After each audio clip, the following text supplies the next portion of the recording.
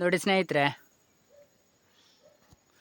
ಈ ಹಣ್ಣಿನ ಗೊಂಚಲುಗಳನ್ನು ನೋಡಿ ನೋಡಿ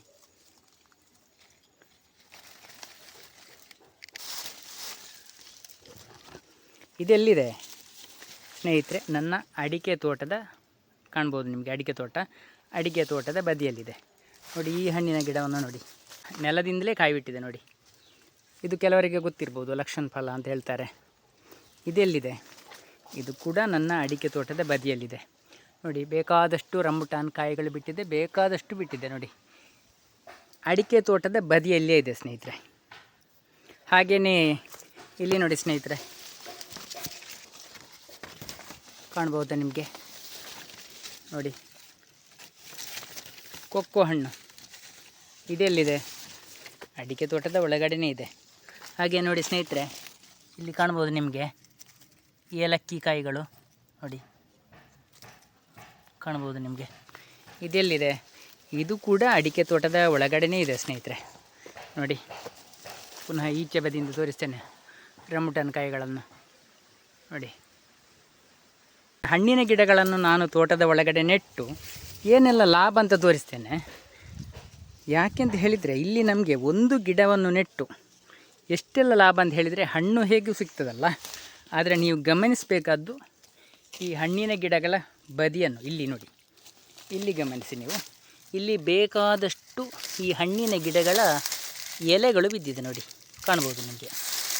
ಇದನ್ನು ನಮಗೆ ಯಾವುದೇ ಹಣ ಕೊಟ್ಟು ತರುವಂತಹ ಗೊಬ್ಬರದಿಂದ ಇಷ್ಟು ಪೋಷಕಾಂಶ ಮಣ್ಣಿಗೆ ಲಭ್ಯ ಆಗುವುದಿಲ್ಲ ನೋಡಿ. ಇಲ್ಲಿ ನೀವು ಗಮನಿಸಿದರೆ, ಈ ರಂಬುಟಾನ್ ಹಣ್ಣಿನ ಹೂಗಳು ಅರಳಿದ ನಂತರ ಬಿದ್ದಿರುವ ಕಸಕಡ್ಡಿಗಳು ಮತ್ತು ನೋಡಿ ಎಲೆಗಳು, ಇದು ರಂಬುಟಾನ್ ಹಣ್ಣಿನ ಎಲೆಗಳು. ಈ ಬಿದ್ದಿರುವ ಜಾಗದ ಮಣ್ಣನ್ನು ನೀವು ಗಮನಿಸಬೇಕು ಸ್ನೇಹಿತರೆ. ಮುಖ್ಯವಾಗಿ ಇಲ್ಲಿ ಯಾವ ರೀತಿಯಾಗಿದೆ ಅಂತ ನೋಡಿ, ಕಾಣ್ಬೋದು ನಿಮಗೆ. ಎಷ್ಟು ಕೆಳಗೆ ನಾವು ಬಗೀತಾ ಹೋದರೂ ಕೂಡ ಇಲ್ಲಿ ಹ್ಯೂಮಸ್ ರಚನೆ ಆಗಿದ್ದನ್ನು ನಿಮ್ಗೆ ಕಾಣ್ಬೋದು. ಯಾಕಂತ ಹೇಳಿದರೆ, ಈ ರಂಬುಟಾನ್ ಹಣ್ಣಿಗೆ 6-7 ವರ್ಷ ಆಯಿತು ಪ್ರಾಯ. ಅಂದರೆ ನಿರಂತರವಾಗಿ 6-7 ವರ್ಷದಿಂದ ಉತ್ಕೃಷ್ಟ ದರ್ಜೆ ಹಣ್ಣುಗಳು ಸಿಗುವುದರೊಂದಿಗೆ ಅತ್ಯುತ್ಕೃಷ್ಟವಾದ ಗೊಬ್ಬರ ಸಿಗ್ತದೆ ಅಂತ ಹೇಳಲಿಕ್ಕೆ ಬೇಕಾಗಿ ಈ ವಿಡಿಯೋ ಮಾಡ್ತಾಯಿದ್ದೇನೆ. ಇಷ್ಟರವರೆಗೆ ಯಾವುದೇ ರೀತಿಯ ಸಾವಯವ ಗೊಬ್ಬರ ಆಗಲಿ ರಾಸಾಯನಿಕ ಗೊಬ್ಬರವಾಗಲಿ ನಾನು ಕೊಡಲಿಲ್ಲ. ಆದರೆ ಯಾಕೆ ಕೊಡಲಿಲ್ಲ ಅಂತ ಈ ವಿಡಿಯೋ ಮಾಡ್ತಾಯಿದ್ದೇನೆ. ನಮಗೆ ಹಣ್ಣುಗಳೊಂದಿಗೆ ಇಲ್ಲಿ ಯಾವುದೇ ಹಣವನ್ನು ಕೊಟ್ಟರೆ ಸಿಗದಂತಹ ಗೊಬ್ಬರ ಕೂಡ ಆಗ್ತದೆ. ಅಂದರೆ ಒಂದೇ ಕಲ್ಲಿನಲ್ಲಿ 2 ಹಕ್ಕಿ ಅಂತ ಹೇಳ್ತಾರೆ. ಇಲ್ಲಿ ನನಗೆ ಒಂದೇ ಕಲ್ಲಿನಲ್ಲಿ 2 ಹಕ್ಕಿ ಅಲ್ಲ, ಒಂದೇ ಕಲ್ಲಿನಲ್ಲಿ 3 ಹಕ್ಕಿ ಅಂತಲೂ ಹೇಳ್ಬೋದು, 4 ಹಕ್ಕಿ ಅಂತಲೂ ಹೇಳ್ಬೋದು. ಏಕಂತ ಹೇಳಿದರೆ, ಒಂದನೇದಾಗಿ ಒಳ್ಳೆಯ ರುಚಿಕಟ್ಟಾದ ಹಣ್ಣು ಸಿಗ್ತದೆ. ಎರಡನೇದಾಗಿ ಅತ್ಯುತ್ಕೃಷ್ಟವಾದ ಮಣ್ಣಿಗೆ ಗೊಬ್ಬರ ಸಿಗ್ತದೆ. ಹೇಗೆ ಅಂತ ಹೇಳಿದರೆ, ಈ ನಮ್ಮ ಕಸಕಡ್ಡಿಗಳು ಎಲೆಗಳೆಲ್ಲ ಬಿದ್ದು ರಂಬುಟಾನ್ ತ್ಯಾಜ್ಯಗಳಂತ ಹೇಳ್ಬೋದು ನೋಡಿ. ಎಷ್ಟು ಬೇಕಾದಷ್ಟು ಸಿಕ್ಕಿದೆ ನೋಡಿ. ಎರೆಹುಳಗಳಿಗೆ, ಬೇಕಾದಷ್ಟು ಜೀವಿಗಳಿಗೆ, ಗೆದ್ದಲುಗಳಿಗೆ ರಾಶಿ ರಾಶಿ ಆಹಾರ ಸಿಗ್ತಾ ಇದೆ ನೋಡಿ. ಇದು ನೋಡಿ, ಇದು ನಮ್ಮ ಯಾವುದಂತ ಹೇಳಿದರೆ ಲಕ್ಷ್ಮಣ ಫಲದ ಹೂವು ನೋಡಿ, ಹೂವಿನ ತ್ಯಾಜ್ಯ ನೋಡಿ. ಅಂದರೆ ಒಂದು ಹಣ್ಣಿನ ಗಿಡ ಅಥವಾ ಯಾವುದೇ ನಮಗೆ ಬೇಕಾದಂತಹ ಗಿಡ ನೆಟ್ಟರೆ ನೋಡಿ, ಇಲ್ಲಿ ಗಮನಿಸಿ, ಇದು ಏನು ಗೊತ್ತಾ? ಇದು ಕರಿಬೇವು ಸೊಪ್ಪಿನ ಗಿಡ ನೋಡಿ, ಇಲ್ಲಿದೆ. ಇದು ಎಲ್ಲಿದೆ? ಇದು ಕೂಡ ಅಡಿಕೆ ತೋಟದ ಬದಿಯಲ್ಲೇ ಇದೆ. ನಮಗೆ ಬೇಕಾದಷ್ಟು ಕರಿಬೇವು ಸಿಗ್ತದೆ.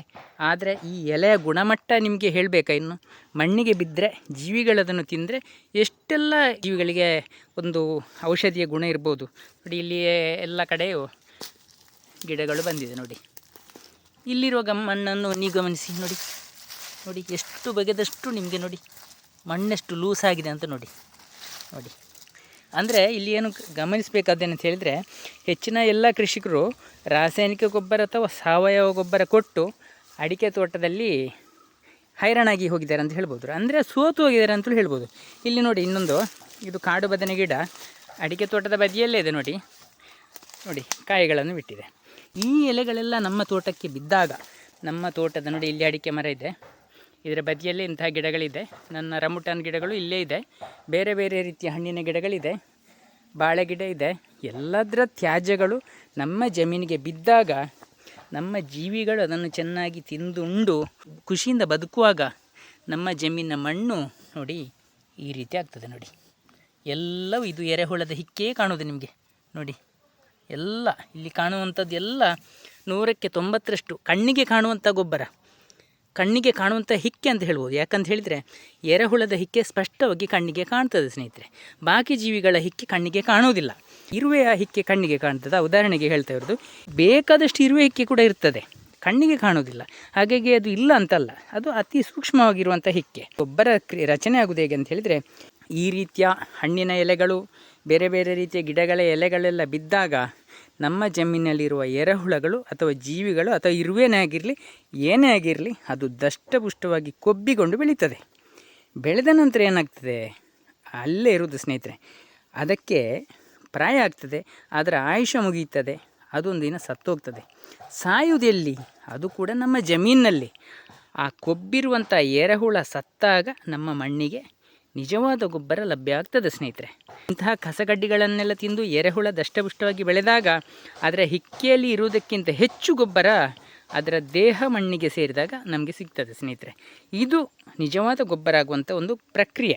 ಈ ಪ್ರಕ್ರಿಯೆಯಲ್ಲಿ ನಾವು ಸೋಲುವುದು ಯಾವಾಗ ಅಂತ ಹೇಳಿದರೆ, ಇಂತಹ ಕಳೆಗಳು ಅಥವಾ ಇಂತಹ ಗಿಡಗಳ ಎಲೆಗಳನ್ನು ನಾವು ನಮ್ಮ ಜಮೀನಲ್ಲಿ ನೈಸರ್ಗಿಕವಾಗಿ ಇರದಂತೆ ಮಾಡುವಾಗ. ಅಂದರೆ ಕಳೆಗಳನ್ನು ಎಲ್ಲರೂ ದ್ವೇಷ ಮಾಡುವವರೇ ಇರುವುದು ಅಡಿಕೆ ಕೃಷಿಕರು. ಕಳೆ ಅಂತ ಹೇಳಿದರೆ ಎಲ್ಲದಕ್ಕೂ ಎಲ್ರಿಗೂ ಒಂದು ಸಮಸ್ಯೆ ಅಂತ ತಿಳ್ಕೊಂಡದೊಂದು, ಅದು ಅವರ ತಪ್ಪು ನೋಡಿ. ಯಾಕೆಂತ ಹೇಳಿದರೆ ನೋಡಿ, ಇದೊಂದು ಗಿಡ ತೋರಿಸ್ತೇನೆ ನಿಮಗೆ, ಇಳುವರಿ ಹೇಗಿದೆ ಅಂತ. ಉದಾಹರಣೆಗೆ ನೋಡಿ, 12 ವರ್ಷದ ಗಿಡ ಕೇವಲ ಎಷ್ಟು ಅಡಿ ಎತ್ತರ ಇರುವುದು? ಒಂದು 10-12 ಅಡಿ ಎತ್ತರ ಇದೆ ನೋಡಿ, ಕೇವಲ ಕಾಣ್ಬೋದು ನಿಮಗೆ. ಯಾಕೆ ಇದು ಎಷ್ಟು ಎತ್ತರ ಬೆಳೆದಿಲ್ಲ? ಇದಕ್ಕೆ ಯಾವುದೇ ರೀತಿಯ ರಾಸಾಯನಿಕ ಗೊಬ್ಬರ ಕೊಟ್ಟಿಲ್ಲ, ಹಾರ್ಮೋನ್ನಂತಹ ರೀತಿಯ ಗೊಬ್ಬರ ಕೊಟ್ಟಿಲ್ಲ. ಇದು ನೈಸರ್ಗಿಕವಾಗಿ ಇಲ್ಲಿ ಬೆಳೀತಾ ಇದೆ. ಹಾಗಾಗಿ ಗಂಟುಗಳು ಕೂಡ ಜಾಸ್ತಿ ಎತ್ತರ ಬೆಳೆಯುವುದೇ ಇಲ್ಲ. ಎಲ್ಲ ಗಿಡನೂ ಒಂದೇ ರೀತಿ ಇರ್ತದೆ ಅಂತಲ್ಲ, ಆದರೆ ಒಂದು ಲೆವೆಲಿಗೆ, ಒಂದು ಹಂತಕ್ಕೆ ಜಾಸ್ತಿ ಎತ್ತರ ನಮ್ಮ ಅಡಿಕೆ ಗಿಡಗಳು ಬೆಳೆಯುವುದಲ್ಲ ಸ್ನೇಹಿತರೆ. ಇದರಿಂದ ಏನು ಲಾಭ? ಮದ್ದು ಹೊಡಿಲಿಕ್ಕೆ ಇರ್ಬೋದು, ಕಾಯಿ ಕೊಯ್ಯಲಿಕ್ಕೆ ಇರ್ಬೋದು, ಎಲ್ಲದಕ್ಕೂ ಜನರನ್ನು ಅವಲಂಬನೆ ಮಾಡುವುದು ಸ್ವಲ್ಪ ತಪ್ತದೆ. ನಮಗೆ ಜಾಸ್ತಿ ಎತ್ತರ ಅಡಿಕೆ ಗಿಡ ಬೆಳೆಯದಿದ್ದರೆ, ಅಡಿಕೆಯ ದೊಡ್ಡ ಸಮಸ್ಯೆ ಅಂತ ಹೇಳಿದರೆ ಅದೇ, ಅಡಿಕೆ ಗಿಡ ಎತ್ತರ ಬೆಳೆಯುವುದೇ ನಮಗೊಂದು ಸಮಸ್ಯೆ. ಆದರೆ ಈ ರೀತಿ ನೈಸರ್ಗಿಕವಾಗಿ ಅಥವಾ ಶೂನ್ಯ ಬಂಡವಾಳ ಕೃಷಿಯಿಂದ ನಾವು ಮಾಡಿದರೆ ನಮಗೆ ಅದು ಕೂಡ ಒಂದು ಲಾಭ. ಅದಕ್ಕೆ ಹೇಳಿದ್ದು, ಒಂದು ಕಲ್ಲಿನಲ್ಲಿ ನಮಗೆ ಇಲ್ಲಿ 3-4 ಹಕ್ಕಿಗಳು ಸಿಕ್ಕಿದಾಗೆ ಅಂತ, ಅಂದರೆ ಲಾಭ ಅಂತ. ನೋಡಿ, ಇಲ್ಲಿ ಒಂದು ಹೊಸ ರೀತಿಯ ಚಿಕ್ಕು ಗಿಡ, ಇದು ವೆರಿಗೇಟೆಡ್ ಚಿಕ್ಕು ಅಂತ ನೋಡಿ, ಕಾಯಿಗಳು ಬಂದಿದೆ ಇಲ್ಲಿ ಕಾಣ್ಬೋದು ನಿಮಗೆ. ಹಾಗೆಯೇ ಇದೊಂದು ಬನಾನಾ ಚಿಕ್ಕು ಅಂತ.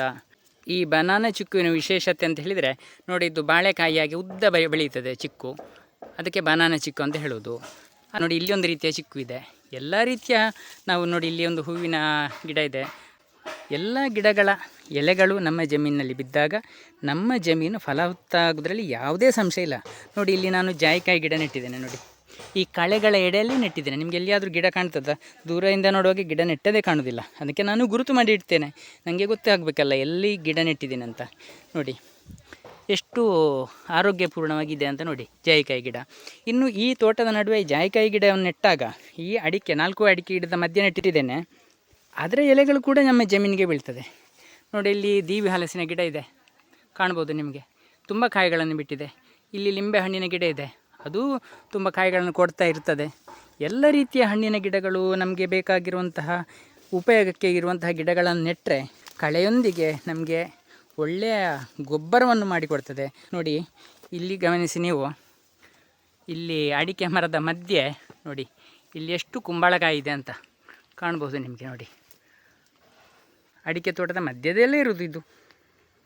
ಅಂದರೆ ನಾವು ಕೃಷಿಕರು ಏನು ಮಾಡಬೇಕಂತ ಹೇಳಿದರೆ, ಕೇವಲ ಅಡಿಕೆ ತೋಟವನ್ನು ಮಾತ್ರ ಮಾಡಿ ಬಾಕಿ ಈ ರೀತಿಯ ಉಪಯುಕ್ತವಾದ ಗಿಡಗಳನ್ನು ನಾಟಿ ಮಾಡದಿದ್ದರೆ ನಷ್ಟ ಆಗೋದು ನಮಗೆ ಸ್ನೇಹಿತರೆ. ಒಂದನೇದಾಗಿ ಈ ರೀತಿಯ ಹಣ್ಣುಗಳೆಲ್ಲ ಧರ್ಮಕ್ಕೆ ಸಿಗ್ತದೆ, ನಮಗೆ ಗೊಬ್ಬರ ಧರ್ಮಕ್ಕೆ ಆಗ್ತದೆ, ಮಣ್ಣಿನಲ್ಲಿ ಗೊಬ್ಬರದ ಹಣ ಎಲ್ಲ ನಮಗೆ ಉಳಿಯಿತು.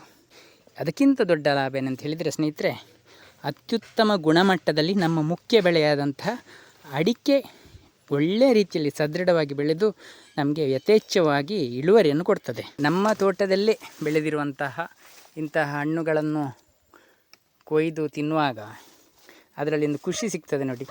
ಆ ಖುಷಿ ಎಲ್ಲಿಯೂ ನಿಮಗೆ ಹಣ ಕೊಟ್ಟರೆ ಸಿಗೋದಿಲ್ಲ. ನೋಡಿ, ಸಕ್ಕರೆ ಆಗಿದೆ ರುಚಿ, ಅಷ್ಟು ಸಿಹಿಯಾಗಿದೆ. ವಾಟರ್ ಆ್ಯಪಲ್ ಎಲ್ಲವನ್ನು ನೋಡಿ, ಇಲ್ಲಿ ಬಿಳಿ ನೇರಳೆ ನೋಡಿ ಕಾಯಿಗಳನ್ನು ಕಾಣ್ಬೋದು ನೋಡಿ. ಇದರ ಎಲೆಗಳು ಕೂಡ ನಮ್ಮ ಮಣ್ಣಿಗೆ ಗೊಬ್ಬರವಲ್ವಾ. ಇಲ್ಲಿ ಅಂಬಟೆ ಹಣ್ಣು ನೋಡಿ ಎಷ್ಟಿದೆ ಅಂತ ನೋಡಿ, ರಾಶಿ ರಾಶಿ ಕಾಯಿದೆ ನೋಡಿ, ಸಣ್ಣ ಗಿಡ. ಇದರ ಬುಡವನ್ನು ನೋಡಿ, ಎಲ್ಲ ಕಳೆಯಿಂದ ಮುಚ್ಚಿ ಹೋಗಿದೆ. ಯಾವುದೇ ಪೋಷಕಾಂಶ, ಯಾವುದೇ ಗೊಬ್ಬರ ಕೊಡದೆ ಇಷ್ಟು ರಾಶಿ ರಾಶಿ ಕಾಯಿಗಳನ್ನು ಕೊಡ್ತದಂತೆ ನೋಡಿದರೆ ನಿಮಗೆ ಅರ್ಥ ಆದಿತ್ತು ಮಣ್ಣಿನಲ್ಲಿ ಗೊಬ್ಬರ ಎಷ್ಟಿರ್ಬೋದು ಅಂತ. ಪ್ರತಿ ವರ್ಷವೂ ಅಡಿಕೆಯಿಂದ ಒಳ್ಳೆಯ ಆದಾಯವನ್ನು ಕೂಡ ಪಡಿಬಹುದು, ಒಳ್ಳೆಯ ಹಣ ಕೂಡ ಮಾಡಬಹುದು. ಅಡಿಕೆಯಲ್ಲಿ ಈಗ ಒಳ್ಳೆಯ ದರ ಇದೆ. ಯಾವುದೇ ಖರ್ಚು ವೆಚ್ಚ ಇಲ್ಲದೆ ಅಡಿಕೆಯಲ್ಲಿ ಖುಷಿಯಾದ ಜೀವನವನ್ನು ನಡೆಸ್ಬೋದು. ಅಷ್ಟೇ ಅಲ್ಲದೆ ಅಡಿಕೆಗೆ ದರ ಏರುಪೇರಾದರೂ ಕೂಡ ನಮ್ಮ ಬಾಕಿ ಎಡೆ ಕೃಷಿಯಿಂದ ನಮಗೆ ಹಣ ಬರ್ತದೆ. ಹಾಗಾಗಿ ಯಾವುದೇ ಚಿಂತೆ ಇಲ್ಲದೆ ನೆಮ್ಮದಿಯಾಗಿ ಇರ್ಬೋದು ಸ್ನೇಹಿತರೆ. ಈ ಕೃಷಿ ಮಾಹಿತಿ ನಿಮಗೆಲ್ಲ ಇಷ್ಟವಾಗಿದ್ದರೆ, ಸಬ್ಸ್ಕ್ರೈಬ್ ಮಾಡದೆ ನೋಡ್ತಿದ್ರೆ ದಯವಿಟ್ಟು ಸಬ್ಸ್ಕ್ರೈಬ್ ಮಾಡಿ, ಹಾಗೆಯೇ ಬೇರೆಯವ್ರಿಗೂ ಶೇರ್ ಮಾಡಿ, ಒಂದು ಲೈಕ್ ಕೊಡಿ ಸ್ನೇಹಿತರೆ. ಮುಂದಿನ ವಿಡಿಯೋದೊಂದಿಗೆ ಮತ್ತೆ ಸಿಗೋಣ. ಧನ್ಯವಾದಗಳು.